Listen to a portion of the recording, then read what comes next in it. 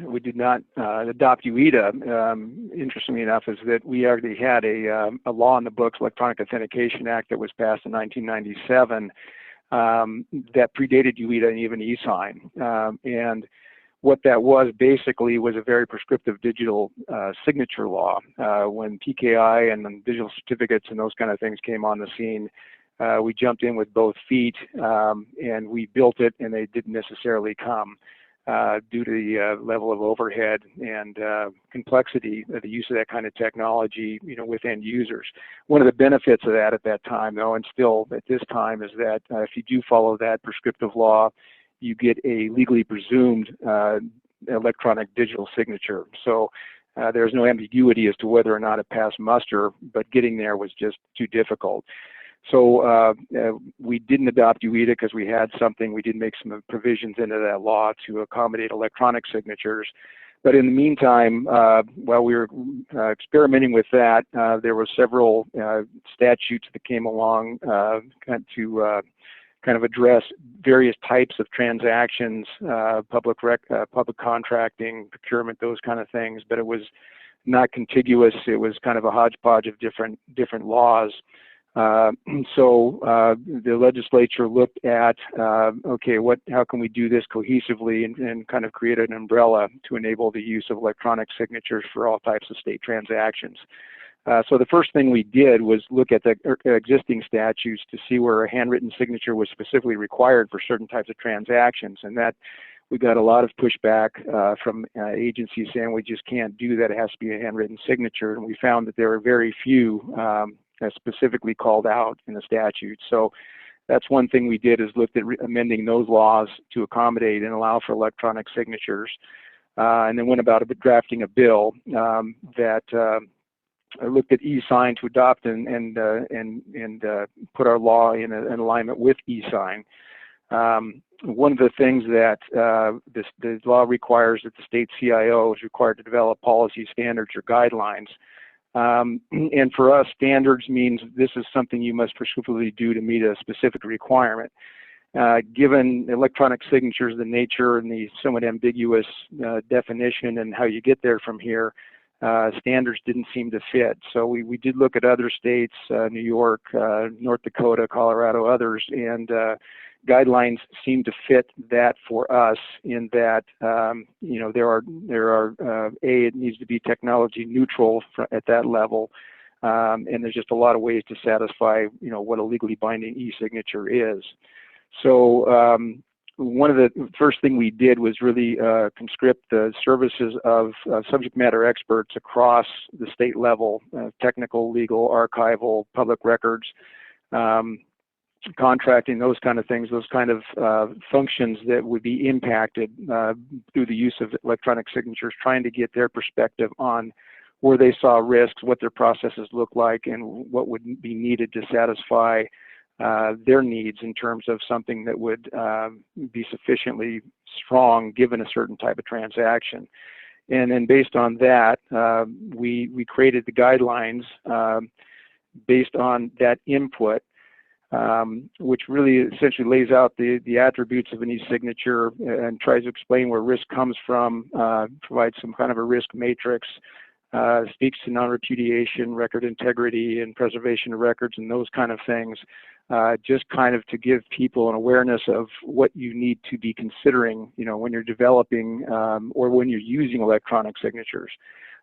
Then it's at the agency level where they're required to create policies, based on the needs of their specific business transactions that outline the processes and the procedures that they are going to use, both to inform their trading partners of what they will be using, and then allow an understanding of what's acceptable in terms of receiving transactions from trading partners. So with that, we're able to satisfy the opt-in out provisions of eSign to preserve, that level of kind of tactical acceptance for the agencies. We're in the process now of we're still in kind of early stages. Agencies are still somewhat risk averse because this is new territory. It's somewhat open, and there's just a lot of answers that they need to answer questions they need to answer themselves. And so that, the risk for the transaction rests with them, not with the law, with the state, or the CIO. But the guidelines gives them an overview. The law gives them permission. And so that's the approach that we're taking and trying to get this kick-started here. Scott, great. And for those of you who have not seen this document, it's very well done. And it is one of the documents that's available at the esignaturepolicies.com website. It's a very easy to read, easy to understand, comprehensive guideline into developing a policy. So very well done, Scott. And I would like to follow up what you said you said you're having trouble with uptake because perhaps it's not proscriptive enough. Is that what you're saying, or? Yeah, I mean, I guess you could say that. When you kind of lay out, a paper-based transaction, there's a lot of inherent risk in that. What we assume to be reliable, the U.S. mail, for example, you don't know from a repudiation standpoint or an integrity standpoint, who's opened an envelope en route to it going from where it was sent to where it was received, and a lot of things that we take kind of as traditional, conventional wisdom about what satisfies a legally binding transaction. When you break that down electronically, a lot of the same components are there. But opening up in that way, I think, does make people think twice about, okay, what are the risks? What are the potential of this being contested? Will I prevail in court if it comes to that? And on the other hand, it's like, well, there's some pretty, small, mundane types of transactions we've been doing over email for some time. Where do those fall in? So I think probably that is the case. The first thing, again, the Electronic Authentication Act in '97 was very prescriptive, and perhaps too much so. This may be a little bit too broad, but it is intended to give agencies latitude, to exercise, the processes and the mechanisms, the tools that they want to use to meet their business needs. So it is a lot of back and forth, and again, the risk aspect, when you lay it open to things that could happen, they are there, but they're no greater than what you have in a paper-based transaction. So that's been part of the story. Try to tell that story, and that we're trying to get people to recognize that for the same reasons to speed the speed of transactions with the government, reduce paper, and all those kind of things. One of the, and apologize for the background noise, one of the complaints about the UEDA and some of these other overlay statutes is sort of the same thing where it says, yes, go forth and do it, and you can do it. So please do. And by the way, there's no right or wrong way to do it, which sounds great until you get to the point where you want to implement, and now you're looking for guardrails. And so your document here has actually provided a good outline for how to develop a policy. It's not a policy itself. And so the specific people or the departments within the state need to come up with their own policy based upon these guidelines, correct? Correct, yes. Okay, right. And so, but I think it's a very good guideline. Again, I want to reiterate that. And for those of you who have not seen it, you should probably take a look at it. Great, thank you, Scott. I want to get to Dominic too. Dominic, you're not an actual, or Tri-Counties Regional is actually a contractor, and so you've got sort of you're kind of a go-between, and you're under contract with the state. Tell us how that's different, and what you were trying to solve with e-signatures. You're absolutely right. We are not a government agency. We are seen as a government agency to the people that receive our services, and part of what we have to deal with is a contract with the state of California. When we're doling out $300 million in services to people, there's a lot of paperwork that's associated with that. Mostly people want to know that they're qualified, that the services that they're getting are real services, that they provide real results, and then we're doing it in a way that some funds can be recovered from Medicaid waiver dollars that come into the state. So yeah, there's a lot of paperwork with what we do, for sure. The regulations that we have to follow, if I look back, 3 or 4 years before we got into digital transactions, it was easy, 3 to 5 weeks to provide services to somebody once we've gotten them accepted into the system.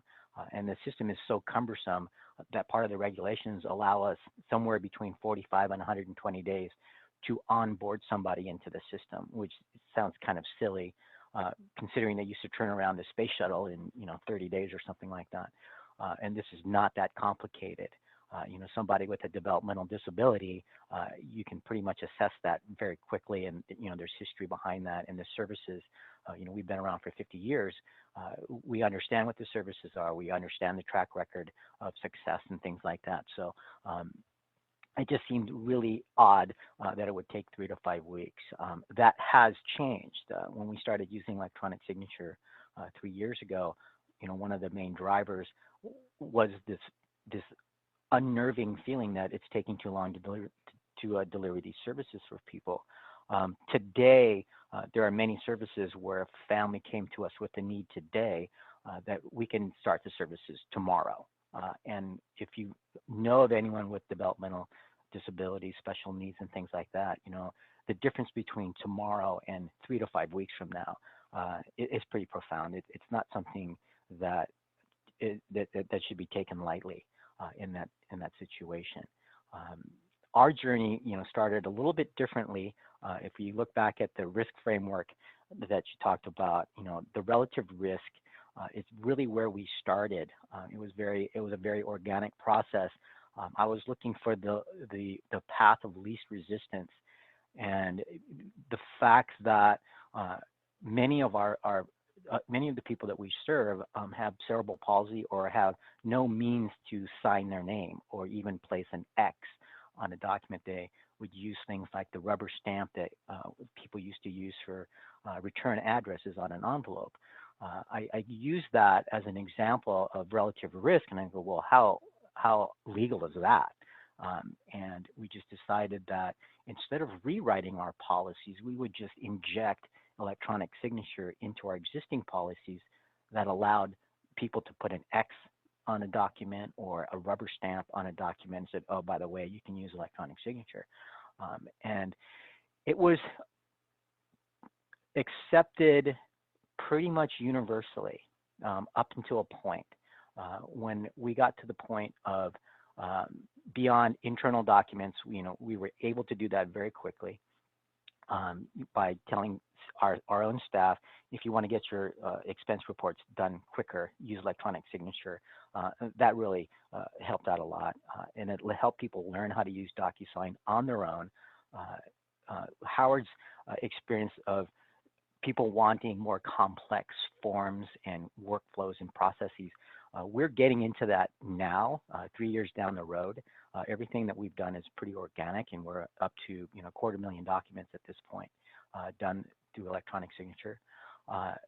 The ability for our staff to just inject electronic signature into existing processes allowed them to just use it as another method of collecting a signature, just like I'm sure the fax machine was used as another method 20, 30 years ago. Electronic signature just kind of went into that, and it just became an organic method. And we never really wrote an electronic signature policy for us in particular. The outcomes that we received, by being able to get services to people, by streamlining our onboarding process for new folks, our internal processes really outweighed the idea that the processes needed to be uniform, that we have 300 people doing something differently doesn't really matter to us, because the outcome is what we're looking at. We don't really care how it got there. We always have to retain the old way of doing things for those folks that don't have access to electronic resources. So we had to maintain those as well. So the bridge for us was, we got to do it the old way anyways. And so this new way, using electronic signature, was something that definitely was easy and helpful.